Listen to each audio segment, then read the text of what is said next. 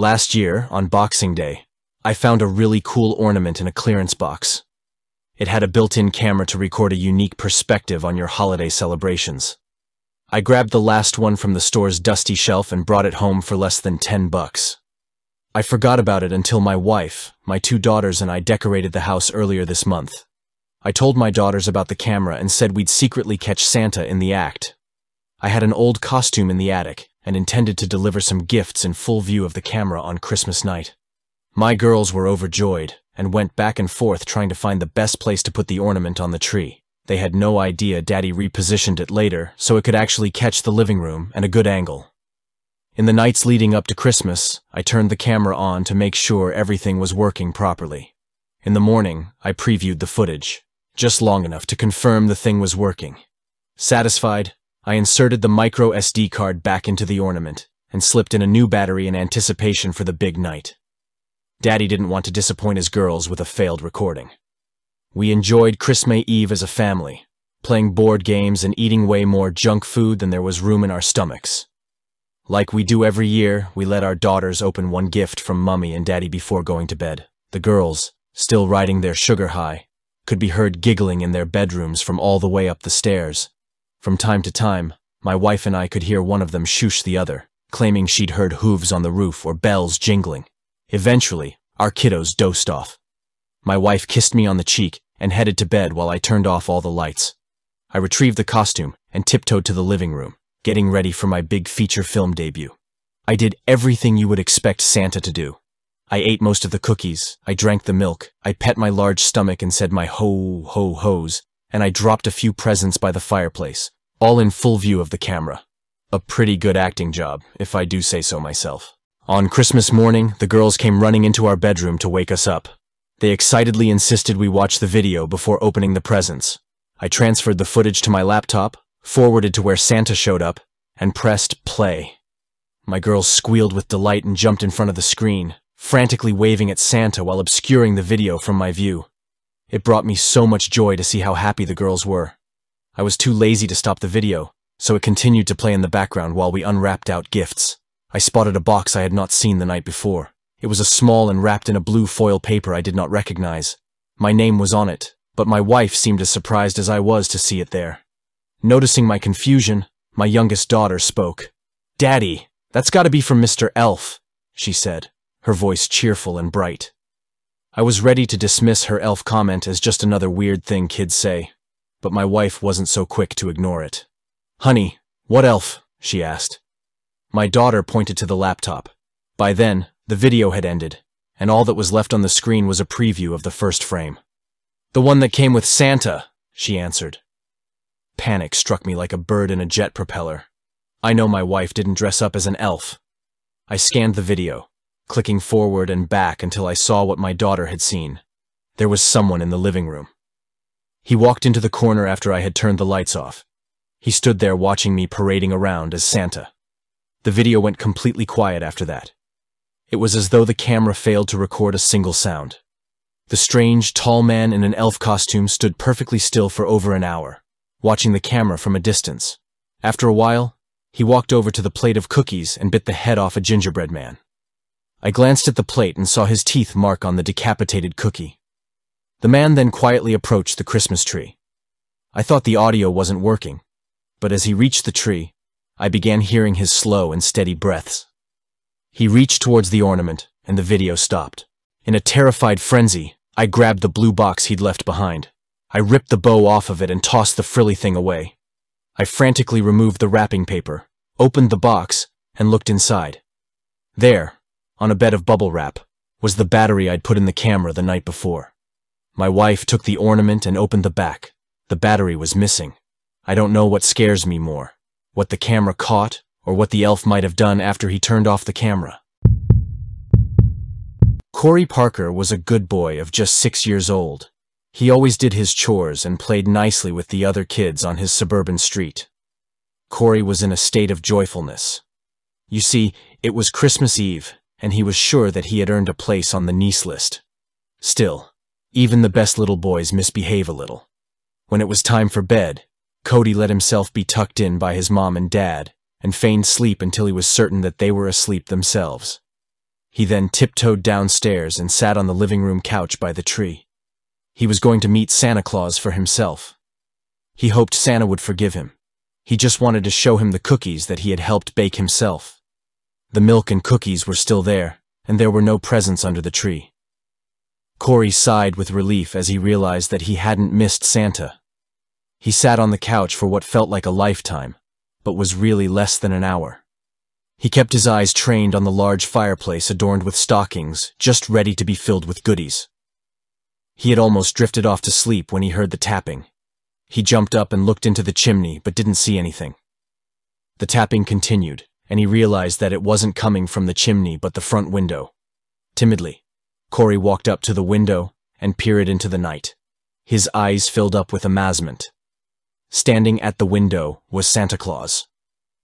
He was tall with rosy cheeks and a big white beard. Over his shoulder was a large red sack filled with who knows what kinds of treasures. "Santa," Corey exclaimed. "It's me, it's Corey. I'm sorry I didn't stay in bed, but I had to meet you. Please forgive me." "Ho, ho, ho! Why of course, Corey. Santa could never be mad at you. Say, why don't you open the door and let me in? My Elvis have worked hard on your gifts," he said with a shuffle of his bag. Corey nodded and smiled. He walked up to the door cheerfully and was just about to open it when a nagging feeling stopped him. Corey's mom had always said that when he had a bad feeling, it was his guardian angel telling him that something was wrong. "Santa," Corey said through the door, "why didn't you come down the chimney?" Something felt wrong about this. "Ho, it's a long story, Cody. I'll tell you when I get inside." Corey felt his stomach drop. Had Santa just called him Cody? The real Santa would never get his name wrong. He had an idea. "Santa," he asked, "did you bring me the Hot Wheels set that I asked for?" Corey waited with bated breath. "Why, of course I did. Let me in so I can give it to you." Corey felt sick. If this was the real Santa, then he would know that Corey had asked for roller skates for Christmas. Whoever this was, it wasn't Santa. Corey slowly backed away from the door before running up to his room. All the while he ignored the man calling out to him. He ran into bed and buried himself deep into the covers and squeezed his eyes shut. He stayed that way until he fell asleep. The next morning, Corey awoke to the sound of sirens on his street. He ignored the gifts piled high under the tree and ran to his parents, who were looking out of the window in horror. When they noticed him, they shut the blinds and put on fake smiles, but Corey could tell that they were shaken. They never let him see the mutilated bodies of the Stevenson family lying in a neat row across their lawn. The next week, the police held a conference to discuss the case. Everyone in the house had been murdered, including Corey's friend Billy. What baffled the police was that there was no forced entry to the house. It was almost as if someone had just let the killer in. I'm going to briefly relay to you something that has disturbed me for quite a while now, and recently I've been thinking about it. When I was a child, I was always very excited for the holidays. My mother and father were, and still are, fine parents. And my father in particular loved the holiday season, so he always wanted to make Christmas special for me. I can recall one Christmas where my family was having financial difficulties, so my dad picked up a few extra jobs to keep our family going through the season. He had to work late very often, and he usually wasn't home until around 9 or 10 p.m. I rarely saw him, and if I did, it was in the morning. I would always see him just before he left for work. He would say, "See you later, sport. Daddy's gonna make sure you have a very Merry Christmas, okay?" Additionally, my dad started spending a lot of time in the basement. Whenever I or my mom asked why, he said he was preparing Christmas presents and to never go down there. Sometimes I heard weird noises from the basement, but I assumed it was my dad working on the presents. Now, at the time, I didn't really think much of it, due to the fact I was only about 6 or 7, but I started noticing strange things around the house. Sometimes it would be something small, like finding my toys laying out, even though I was sure I put them away, or finding the ornaments I put on the Christmas tree in different places than where I had put them originally. But sometimes, it would be bigger things. My bed seemingly unmaking itself right after being made, or messes in my room that came out of nowhere. Oh yes, my mom was always real happy about that one. These occurrences began to get more and more common as Christmas Day approached. As previously stated, I didn't care much due to my age, but one of these events sticks out in my mind, and for good reason. It was sometime around 8:45 at night, and I was laying happily in my bed. Just I was beginning to nod off, I heard a loud crash coming from the living room. From across the hall, I could hear my mother groaning, as she was in bed watching her soaps. I overheard her slam the door and fumble towards the source of the noise, her bare feet striking the floor with a smack. She walked out towards the living room, and I could faintly hear her say, "Son, what are you doing up?" Now, this was confusing to me, because my mother was in the living room, and I was sleeping soundly in my bed. I overheard my mother speaking to someone in the other room, and I could barely make it out. But I could tell one thing. She was talking to someone or something that had my voice. The next thing I knew, my mom was screaming at the top of her lungs, and she sprinted into my room, slamming the door behind her and blocking the door with my desk chair. When she looked into my bed and saw me there, I could see relief wash over her face. Her relief quickly turned to despair as we heard a bang on the door. From the other side, we could barely make out a voice. My voice. "Let me in, Mama," the voice said. "This is my room." The banging increased in intensity. All the while, my mother held me close. Tears were streaming down her cheeks, and I was in a genuine state of shock. The voice called again. "Let me in, Mother. Don't you love me? I thought you loved me, Mama." Upon saying the word Mama, the voice's tone dropped incredibly low, so that whatever was out there began to sound much more intimidating. We could both hear a roar from the other side of the door. We were both petrified. Being a child, I felt warm liquid streaming down my leg. I had peed myself. My mother and I were screaming at the top of our lungs when suddenly we heard the garage door open. As soon as the squeaking of the garage door began, the roar and the banging ceased.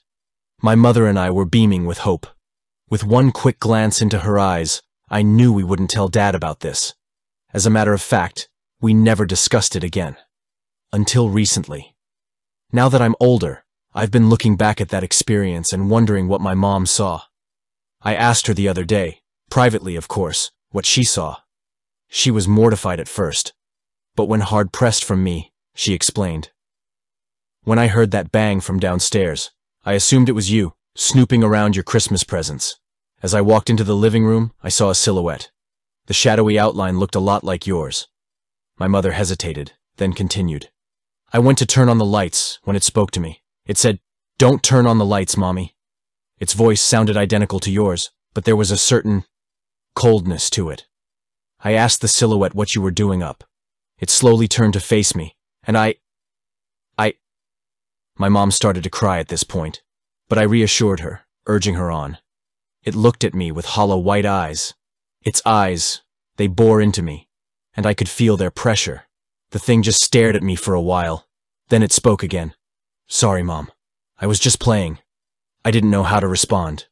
It spoke again, and this time, it tilted its head in a horrible, unnatural manner with a sharp crack.